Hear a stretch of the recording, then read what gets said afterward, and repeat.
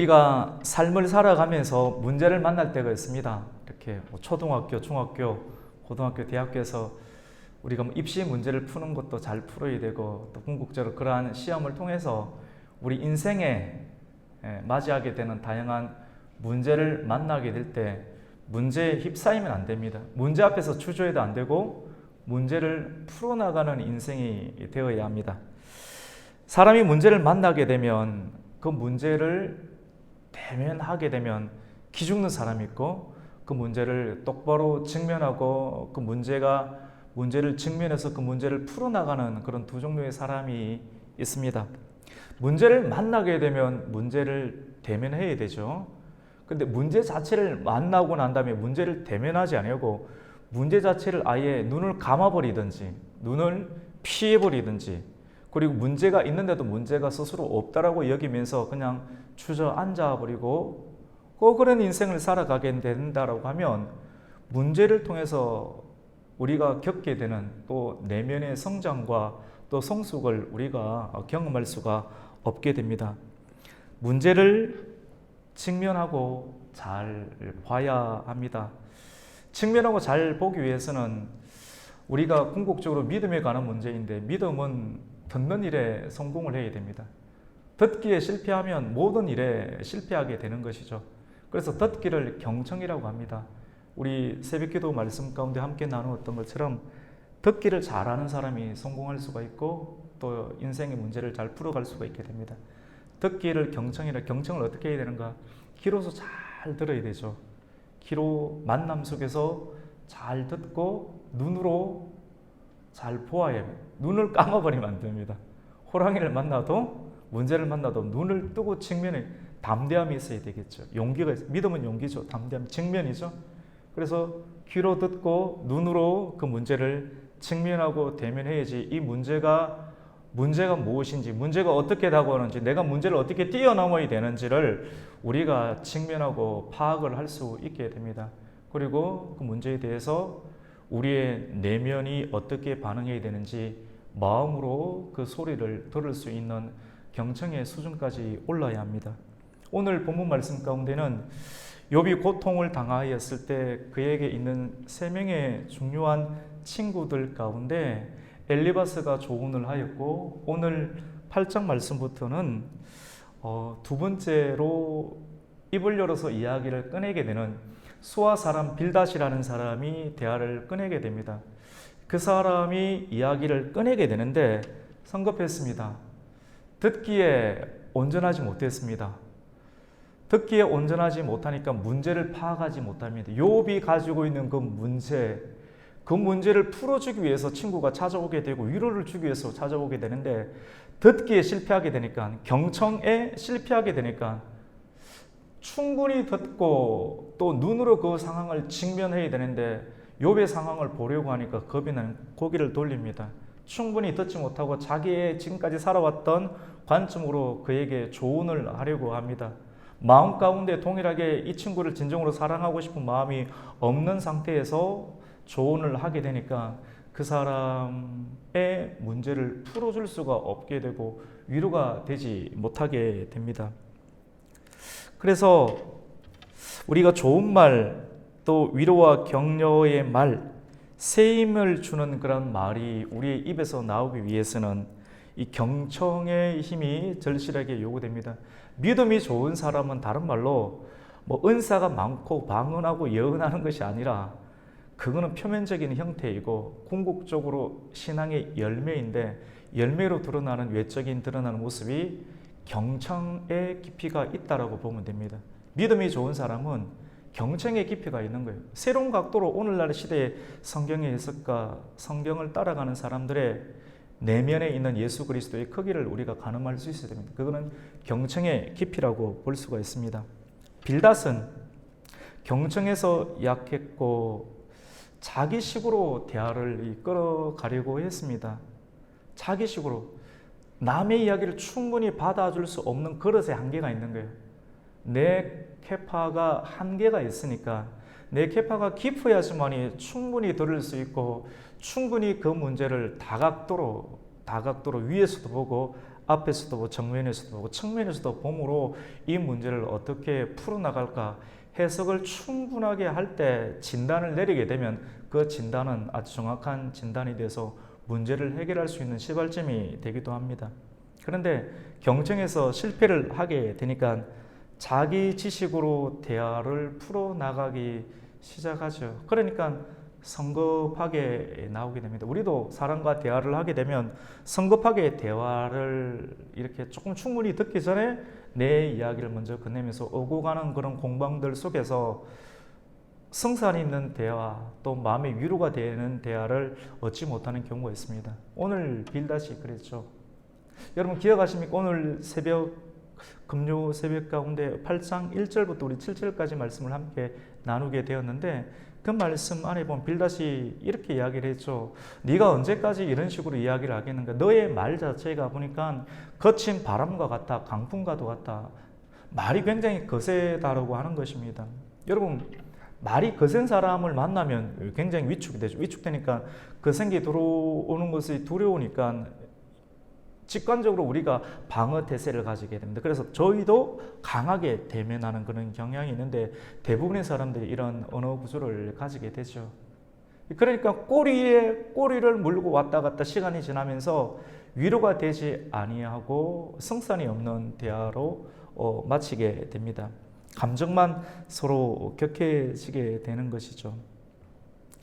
바르고 또 세워주는 말의 힘을 우리는 길러야 되는데 빌닷이 그렇게 말을 하게 되는 지금까지의 그 말의 힘의 근원은 말씀의 법이 아닌 이 전통의 법으로 세계를 바라보고 세계관을 가지고 있었고 그 세계관에 따라 그의 입술로서 다른 사람을 권면하고 또 섬기려는 태도를 가지게 되었습니다.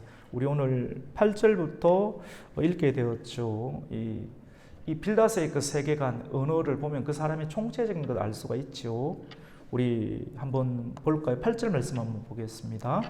청하건대 너는 같이 읽어볼까요? 시작. 청하건대 너는 옛시대 사람에게 물으며 조상들이 터득한 일을 배울지어다. 이 무슨 말입니까?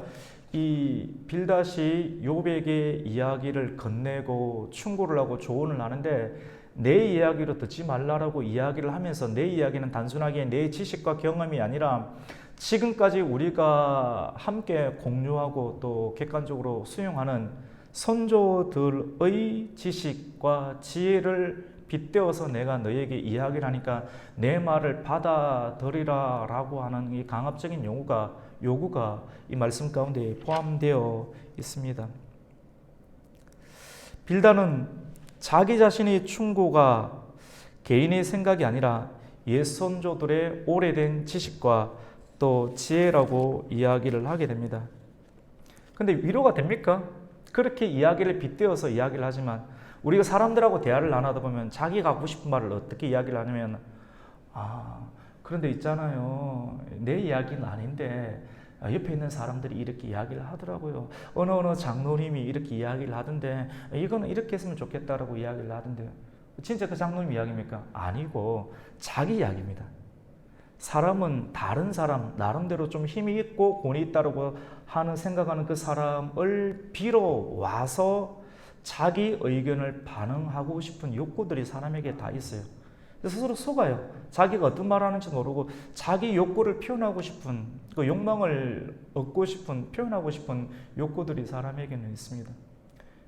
이 빌닷이라는 사람, 욥의 세 친구는 굉장히 지혜청의 계층이었는데 아주 교묘하고 또 섬세하게 자기 욕구를 지식의 형태로 이렇게 선조들의 모습들로 이렇게 해서 자기 성향을 반영하는 모습들이 드러나게 됩니다.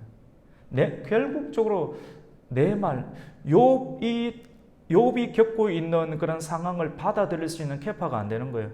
욥이 겪고 있는 그런 여러 가지 진리적 상황이 있다는 것을 받아들일 수 있는 준비와 마음이 없는 경청이 안 되는 거예요.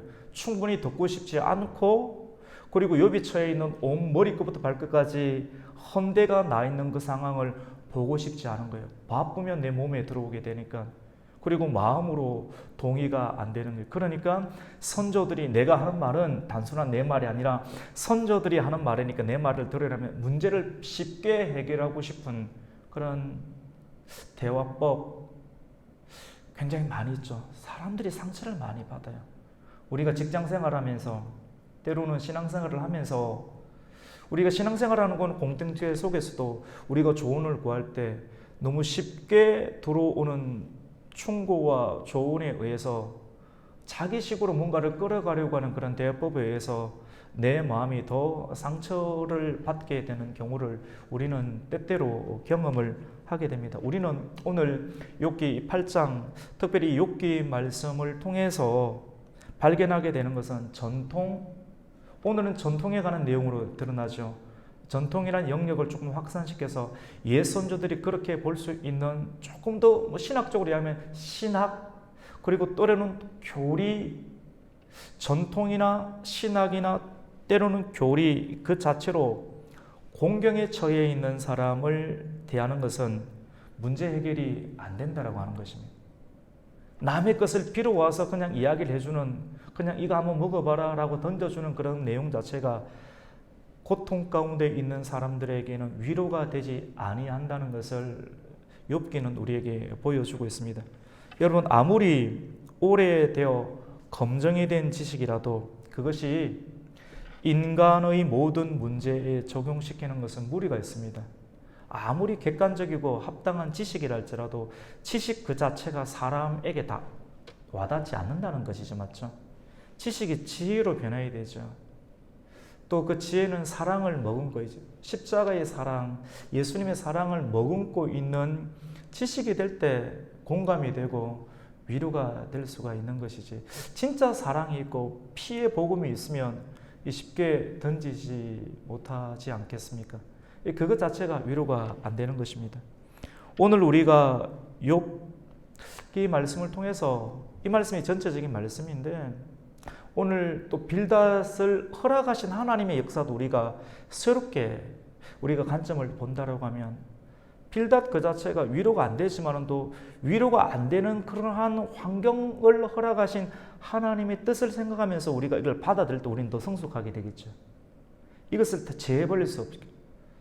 예수 그리스도 안에서 어떤 사람은 나는 이게 좋아요 또는 이것이 싫어요 라고 자기가 좋아하는 감정의 호불호가 있는 사람들이 있습니다. 그런데 신앙생활을 점점 깊게 하고 경청의 깊이가 깊어질수록 내가 좋아하는 것과 함께 내가 싫어하는 그런 경향들에 관해서도 포용하고 들어주는 그런 캐파가 깊어지게 되는 걸 보게 됩니다. 그러니까 그리스도 안에서 내가 좋아하는 것도 싫어하는 것도 의미가 새롭게 부여를 받아야 되죠. 내가 좋아하는 것만 듣는다면 내가 싫어하는 형태들에 관해서 하나님의 뜻을 받아들일 수 있는 기회는 삭제될 수가 있지 않겠습니까? 그래서 우리가 오늘 욥기 8장을 통해서 빌닷의 충고, 하나님께서 이 빌닷을 두 번째로 또 보내시면서 대화를 하게 하면서 욥을 또 단련시키지 않습니까? 욥을. 여러분 또 사회생활을 하시면서 탐탁지 아니하는 그런 충고들도 우리가 막 인상을 쓰면서 고개를 막 이렇게 돌리면서 이렇게 받게 되면 그 사람은 딱 그만큼이지 않습니까? 그런데 정말 깊이가 있고 성공하고 잘 되는 사람들, 그리고 성공 그 자체가 문제가 아니라 이러한 형태들의 과정들 속에서 그 사람을 통한 그리스도의 복음의 전파가 되기 위해서는, 이렇게 되기 위해서는 우리가 불편한 상사와 상황들을 만날 때도 환한 미소를 보이면서 좋은 얼굴을 가지면서 그렇죠, 그렇죠, 경청의 깊이를 깊게 알 수 있는 사람은 이 상사도 끌어안게 되지 않겠습니까? 자녀도 끌어안게 되고 또 문제가 있는 그런 사람들도 끌어안음으로 그 문제를 풀어줄 수 있는 그런 경청의 사람이 될 수가 있지 않겠습니까? 그런 의미에서 우리가 오늘 욥에게 적용시키지 말고 이 빌닷의 충고를 일반화시켜서 우리에게 적용한다면 은혜가 되는 그런 법칙이 있게 됩니다. 이 법칙은 굉장히 공의롭고 또 일반적인 법칙이기 때문에 우리에게 또 기도의 제목으로 삼을 수 있는 좋은 재료가 되기도 합니다. 여러분, 성도의 고통의 문제가 예수님 그리고 신앙으로 인한 문제일 때는 우리가 내 문제가 아니라 예수님 때문에 받게 되는 그런 문제가 갈등이 생겨진다고 하면 이 빌닷의 충고는 좋은 위로가 되기도 합니다. 빌닷은 오늘 성경 말씀을 통해서 악인으로 인한 그런 고통을 이야기를 하고 있거든요. 그래서 자연세계의 법칙 가운데 특별히 먼저는 식물의 법칙을 이렇게 드러내면서 식물세계의 법칙을 통해서 악인이 이렇게 하나님께 심판을 받는다. 결국 하나님이 다스리신다. 하나님이 세계를 통치하고 경영하신다. 하나님을 바라보면서 그때까지 참고 인내해라. 하나님께 시선을 맞추고 방향을 전하고 하나님께 눈이 맞으면 견딜 수 있다. 우리의 삶의 문제는 하나님과 눈을 마주치지 못해서 우리가 힘든 것이지, 주님과 눈이 딱 맞게 되면 마치 태평양을 진행해 나가는 그런 세일링 배가 큰 파도 속에서도 바람을 맞고 이렇게 목적지로 갈 수 있는 것처럼 주님의 시선을 우리가 맞이하는 것이 굉장히 중요한데요. 그 첫 번째가 왕골과 갈대 이야기를 합니다. 우리 말씀을 잠깐 한번 볼까요? 우리 11절 말씀을 한번 보겠습니다. 11절 말씀 같이 한번 읽습니다. 시작. 왕골이 진펄 아닌 데서 크게 자라겠으며 갈대가 물 없는 데서 크게 자라겠느냐. 이런 왕골이 뭡니까? 왕골이 뭘까요? 뭐 대짜리인가요? 그런 거는 아니고, 왕골이 옛날 성경이 종이에 기록되기 전에 파피루스라고 하는, 여러분 들어보긴 들어보셨죠? 맞죠? 파피루스, 이 갈대가에 속하는 이렇게 진펄에 살거든요. 이렇게 바다 소금이 있는 것을 개펄이라고 하고, 그렇게 바다 그게 소금기가 없는 일반 진흙과 물이 같이 섞여 있는 그런 곳에 갈대가에 속하는 그런 진펄에 살고 있는 큰 이렇게 왕골, 여기에 성경 말씀을 이전에 파피루스를 기록하게 되었는데요. 왕골이 진펄이 아닌 데서 크게 자라겠으며, 오늘 성경이 나오죠. 그럼 진펄이 아닌 데서는 못 자란, 진펄에 뭐가 있습니까? 물이 있죠. 물이 있으니까 왕골이 쑥쑥 잘 자랍니다.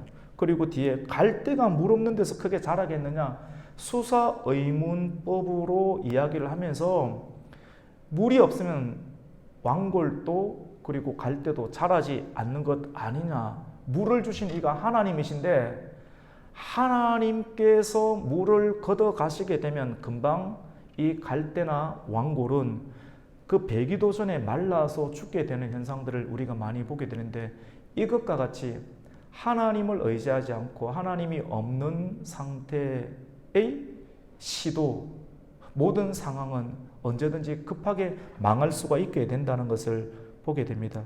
우리 12절 말씀 한번 읽어볼게요. 같이 읽습니다. 이런 것은 새순이 돋아 아직 뜯을 때가 되기 전에 다른 풀보다 일찍 마르는, 새순이 나오기도 전에 다른 풀보다 일찍 말라버린다. 물만 없어버리면. 무슨 말입니까? 금방 망한다라고 하는 것이죠. 그러니까 이게 무슨 말이냐면, 왕골과 갈대가 굉장히 풍성하게 자랐는데 이게 빗대서 이야기하는 거예요. 위로가 되는 말입니다. 누구에게 하는 말일까요?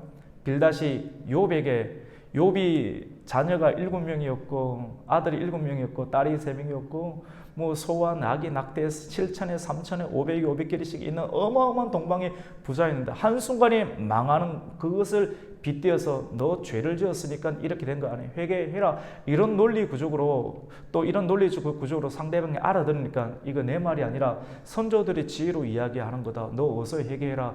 너 정말 사랑한다. 회개해야지만이 내 시작은, 회개만 하면 시작은 미약하지만 나중은 창대해질 것 아니냐라고. 위로가 안 되는, 맞는 말인데, 말은 맞는 말인데 위로가 되지 아니한 말. 그래서 욥에게 적용하면 오늘 우리가 은혜는 못 받아요. 근데 이게 욥에게 적용하지 아니했다라고 보고 이 말씀을 우리가 일반화해서 본다라고 하면, 하나님을 의지하지 않는 악인은 금방 망하고 하나님이 그것을 걷어가신다는 것을 보여주게 됩니다. 그것이 식물의 법칙이죠. 또 하나의 법칙은 거미줄의 법칙이 또 나오는데요. 우리 14절 말씀 한번 읽어보겠습니다. 같이 읽습니다. 그가 믿는 것이 끊어지고 그가 의지하는 것이 거미줄 같은 즉. 거미는 여러분 허공에다 집을 지어요. 허공에다가 집을 굉장히 전세도 주지 아니하고 굉장히 빠른 속도로 거미가 집을 짓고 또 그 거미 줄에 자기보다 큰 잠자리가 걸리게 돼요. 걸리게 되면 재밌죠. 자기가 친 그 그물에, 여러분 낚시 좋아하십니까? 낚시 이렇게 내가 던지고 잡아 올리면 재밌죠, 맞죠? 내가 낚으면 재밌는 거거든요. 이렇게. 그런데 자기가 친 그물에 자기보다 큰 그 잠자리가 걸립니다. 그리고 잠자리가 살겠다고 또 몸부림칠수록 내가 친 그 구조 위에서 더 이렇게 문제에 휩싸이게 되는 걸 보면서 이 거미는 좋아하죠. 그리고 서서히 가서 독침을 쏘아서 정신을 혼미하게 해서 그것을 먹어 치우게 됩니다. 거미줄에 의지하는 인생, 그리고 거미줄에 걸리는 그런 인생, 악인의 모습들, 하나님을 의지하지 아니하는 모습들을 오늘 성경은 왕굴, 그리고 갈대, 그리고 거미줄에 비유하면서 이렇게 쉽게 집을 짓는, 허공에다 집을 짓고, 근데 굉장히 기분 좋고 많이 웃고 하지만도 순식간에 이 거미줄은 끊어집니다. 작은 충격에도 거미줄은 쉽게 끊어지고 그 집은 무너지게 됩니다. 집을 쉽게 짓지만도 하나님의 설계대로 짓지 아니하는 말씀과 구약과 신약과 선지자와 사도의 터 위에 하나님께서 지정하신 방법 위에 그 설계 도면 위에 집을 짓지 아니하고 허공처럼 보이는 곳에 쉽게 집을 짓고 그리고 그 집에 걸리는 것으로 인해서 기뻐하다가 한순간의 충격에서 쉽게 모든 것이 끊어지는 인생을 두고 나름대로 지혜가 많았던 빌닷, 대학 교수와 같은 지혜가 총량이 많았던 그 빌닷은 이런 식물과 거미줄의 비유를 통해서 하나님을 의지하지 아니하는 자의 말로가 이렇다라고 하면서 빗대어서 수사 의문문식으로 해서 욥에게 충고를 하는 형태를 취하게 되죠. 우리 한번 더 볼까요?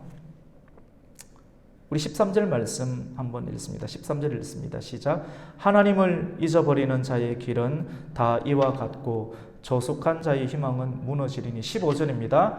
그 집을 의지할지라도 집이 서지 못하고 굳게 붙잡아 주어도 집이 보존되지 못하리라. 집 짓는 겁니다. 오늘 우리가 이 말씀을 통해서 우리가 경청의 깊이를, 내가 좀 싫어하는 빌닷 같은 보편적인 사람은 세 단계가 있습니다. 말씀을 듣는 사람을 세 단계가 있는데, 첫 번째, 말씀을 전혀 못 듣는 사람이 있고요. 두 번째, 초신자죠. 두 번째, 초신자라고 다 말씀 못 듣는 건 아닙니다. 말씀을 못 듣는 사람이 있고, 두 번째로는 자기가 듣고 싶고 좀 센세이션하고 약간 영적이고 이런 것에만 보통 때는 자고 있다가 그때만 뚝 듣고 듣는 사람들, 그런 사람 굉장히 딱 그 정도 수준이거든요. 근데 우리는 여기서 좀 탈피를 해야 돼요. 주님께서 원하는 수준이 내가 좀 듣고 싶은 말씀, 이런 메시지만을 우리가 듣는 것이 아니라 여기에서 좀 탈피해서 빌닷과 같은 그런 충고의 메시지도 내 말씀으로 받아들일 수 있는 경청의 깊이. 왜 하나님께서 욥기를 주시겠어요? 여러분, 이 욥기 말씀을 통해서 우리가 은혜 받을 수 있습니까? 충분히 설명은 다 되었습니다. 설명됐으니까 집에 가라고 해야 됩니까? 우리가 귀한 시간, 하루 온종일 노동하고 또 슬프고 힘든 일들, 연속들 속에서 또 마음을 정리해서 이 금요 기도에 올라오게 되었는데, 우리 욥기를 대하면서 욥기 그 자체를 보면 어렵지만도 욥기를 통해서 하나님께서 새롭게 우리에게 부어주실 하나님의 은혜는 우리에게 심는 거거든요. 하나님의 거룩한 말씀이 인스톨 되는 거거든요. 내 공간을 비워줄 수 있는가? 그렇게 하려면 우리가 깊이가 깊어지기 위해서는 빌닷과 같은 그런 충고도 받아들일 수 있는 단계가 된다라고 하면 우리는 경청의 깊이가 더 깊어질 수가 있겠고, 더 많은 사람을 품을 수 있겠고, 더 많은 사람을 얻을 수가 있어요. 물질을 얻는 것보다 더 중요한 것이 사람을 얻는 거지 않습니까? 더 많은 사람을 얻게 되고 더 많은 사람들을 관리하게 되고 더 많은 사람들을 섬기게 되는데 그 관리와 섬김의 그 주체가 하나님이 되고 하나님의 성령이 되는, 이게 하나님의 나라가 되는, 우리의 사업과 우리의 섬김과 우리의 활동을 통해서 하나님의 나라가 이루어지게 됩니다. 그 사람들은 삶의 의미가 있습니다. 어렵고 힘든 일을 만나도 삶의 의미를 가지게 되죠. 거미줄 비유를 이렇게 했고요. 우리가 하나님을 여러분 잊은 사람, 하나님을 잊은 사람은 악인입니다. 악인은 잘되고 번창하는 것 같지만 갈대처럼 또 왕골처럼 때로는 거미줄에 붙잡혀서 잠자리를 잡으러 독을 쏘러 가는 웃고 있는 그런 거미의 모습처럼 악인은 순간적으로 잘 되는 것 같지만 이들의 몰락은 갑자기 찾아오게 됩니다. 하나님을 떠난 사람에게 어떠한 희망도 남아있지 않는 이유는 이들이 의지하는 대상이 견고하거나 튼튼한 것이 아니라 금방 부서지고 사라지는 거미줄과 같은 것들을 의지하기 때문입니다. 우리가 오늘 이 말씀을 통해서 나는 저와 여러분이 정말로 사랑하고 많은 시간들을 생각하고 의지하는 것이 왕골처럼 급하게 크고 또 갈대처럼 급하게 크고 거미줄처럼 쉽게 집을 짓고 많은 것을 큰 잠자리를 잡고 있는 그런 모습, 언제 끊어질지 모르는 불안한 상태이지만 그것을 쫓아가고 있는 허공의 집을 짓는, 더욱더 깊이 말하면 하나님의 설계대로 되지 아니하는 형태 가운데 집을 짓는 그 공간, 우리가 좋아하고 있지는 않습니까? 우리 오늘 말씀을 통해서 하나님만을 의지할 수 있는 저와 여러분이 되었으면 좋겠습니다. 하나님을 의지하십시다. 하나님을 의지하는 것은 남들 우리 부러워할 만한 거미줄과 같은 상황, 급하게 왕골, 갈대, 근데 추수도 하기 전에 이것들은 어떻게 됩니까? 배기도 전에 물이 빠지니까 말라서 죽게 되는 거예요. 말라서 죽게 되는 그런 쾌락과 같은 일시적인 번창과 같은 그런 남들에게 보이고 싶은 그런 것들에 우리가 여전히 매혹되어서 끌려가고 그것이 우리 삶의 비전과 목표가 되어 있다고 하면 거미줄과 같은 인생이지 않겠습니까? 금방 끊어질 터인데 우리가 광고를 보면 거미줄 광고를 많이 하죠. 뭐 스파이더맨처럼. 근데 끊어집니다. 스파이더맨 같은 거 없습니다. 반드시 끊어지게 되죠. 털을 깊게 파야 됩니다. 우리의 수고를 이렇게 다 하면서 헛된 수고가 우리가 되지 않기 위해서 우리가 제대로 된 것을 바라보고 파는 것이 중요합니다. 우리가 오늘 8장을 마무리하면서 우리가 기도의 제목으로 그리고 축복의 제목으로 삼고 싶은 것은 우리 오늘 새벽에도 함께 나누었던 것처럼 내 시작은, 여러분의 시작은 미약하지만도 나중은 심히 창대해야 할 줄로 믿습니다. 창대해야 됩니다. 우리 같이 봅시다. 나의 시작은 미약하지만 나중은 창대할 것입니다. 예수님 때문에 창대하게 될 줄로 믿습니다. 예수님 붙잡고 가는 사람, 예수님만을 따라가는 사람, 거미줄과 같은 인생을 살지 아니하고 어떠한 충격에도 흔들리지 않는 견고한 반석 위에 집을 짓는 하나님의 사람들은 마지막 날에도 번창하게 될 줄로 믿습니다. 이렇게 되기 위해서 우리는 하나님을 찾고 또 정직하게 살며 또 마음을 청결하게 하여서 하나님을 경외함으로 시작은 미약하지만도 날이 갈수록 성장하고 결국은 느헤미야처럼 52일 만에 성벽 공사를 완공하며 아브라함 한 사람의 순종으로 시작되었지만 아브라함에게 그리고 아브라함의 자손을 통해서 12명의 자손들이 태어나고 12명의 자손을 통해서 이스라엘의 지파가 만들어지는 내 나중에 예수 그리스도의 은혜로 심히 번창하게 되는 그런 역사가 우리 한 사람의 결단과 실천과 전진하는 신앙을 통해서 여러분의 가정과 자녀와 기업 가운데 이러한 하나님 은혜가 나타나기를 예수님의 이름으로 축원합니다.